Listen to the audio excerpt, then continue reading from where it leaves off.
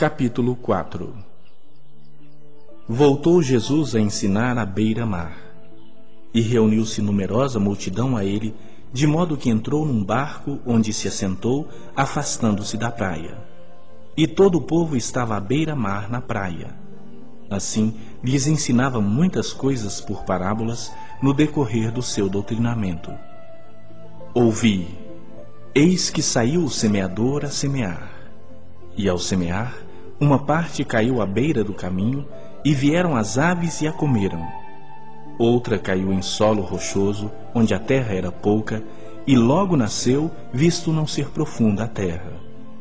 Saindo, porém, o sol a queimou, e porque não tinha raiz, secou-se.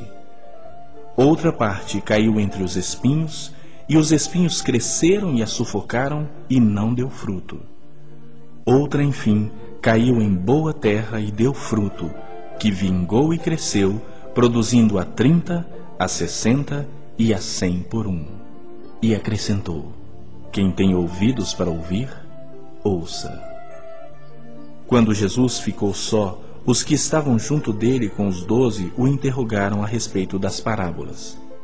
Ele lhes respondeu: a vós outros vos é dado conhecer o mistério do reino de Deus, mas aos de fora tudo se ensina por meio de parábolas, para que vendo, vejam e não percebam, e ouvindo, ouçam e não entendam, para que não venham a converter-se e haja perdão para eles. Então lhes perguntou: não entendeis esta parábola, e como compreendereis todas as parábolas? O semeador semeia a palavra. São estes os da beira do caminho, onde a palavra é semeada. E enquanto a ouvem, logo vem Satanás e tira a palavra semeada neles. Semelhantemente, são estes os semeados em solo rochoso, os quais, ouvindo a palavra, logo a recebem com alegria. Mas eles não têm raiz em si mesmo, sendo antes de pouca duração. Em lhes chegando a angústia ou a perseguição por causa da palavra, logo se escandalizam. Os outros, os semeados entre os espinhos, são os que ouvem a palavra, mas os cuidados do mundo, a fascinação da riqueza e as demais ambições, concorrendo, sufocam a palavra, ficando ela infrutífera. Os que foram semeados em boa terra são aqueles que ouvem a palavra e a recebem, frutificando a 30, a 60 e a 100 por um. Também lhes disse: vem porventura a candeia para ser posta debaixo do alqueire ou da cama? Não vem antes para ser colocada no velador? Pois nada está oculto, senão para ser manifesto, e nada se faz escondido, senão para ser revelado. Se alguém tem ouvidos para ouvir, ouça. Então lhes disse: atentai no que ouvis. Com a medida com que tiverdes medido, vos medirão também, e ainda se vos acrescentará. Pois ao que tem se lhe dará, e ao que não tem, até o que tem lhe será tirado.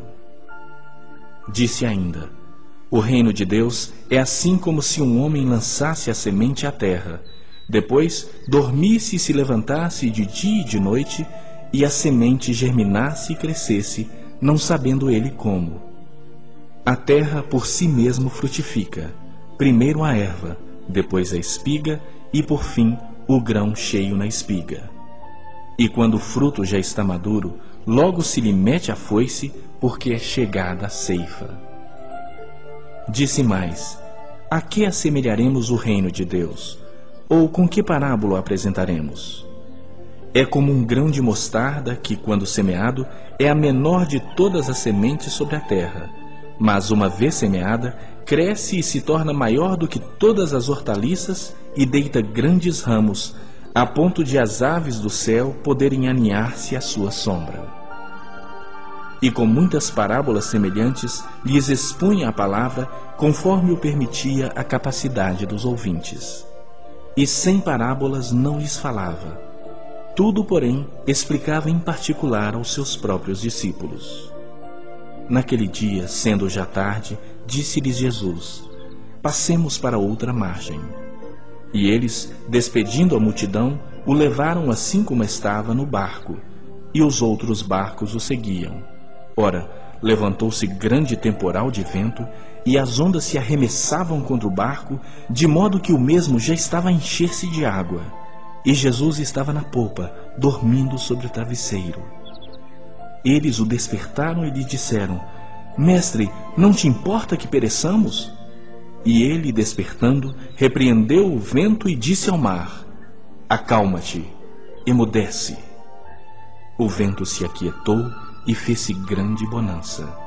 Então lhes disse: Por que sois assim tímidos?